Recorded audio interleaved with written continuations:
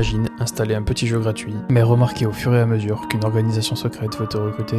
Laisse-moi te parler de Kenny Quest 3030. Kenny Quest est sorti en 2013 et a été fait sur RPG Maker. Le gameplay est très classique mais vous allez comprendre plus tard. Dans ce jeu, tu incarnes le rappeur Kenny qui voyage jusqu'en 3030. Et ton but va être de vaincre des clones maléfiques de rappeurs connus.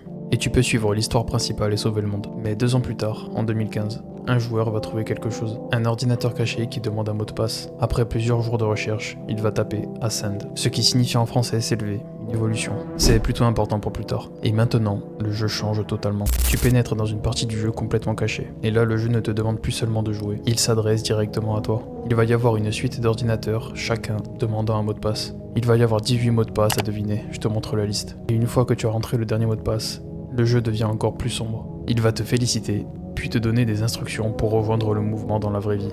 Tu viens encore de prouver ton utilité. Tu t'es élevé. En appuyant sur oui, tu acceptes de finaliser le test. Et tu nous donnes la permission d'interagir avec ce que tu possèdes. Il va tout te demander. Il va te demander tes coordonnées physiques exactes. Et surtout, quelles sont tes plus grandes peurs. Tu vas attendre un peu, et après ça, le jeu te remercie et te demande d'attendre 2 semaines avant de nouvelles instructions. Maintenant, on peut se poser la question, est-ce qu'une organisation recrute des profils facilement influençables? Ou alors c'est simplement un ARG plutôt malin?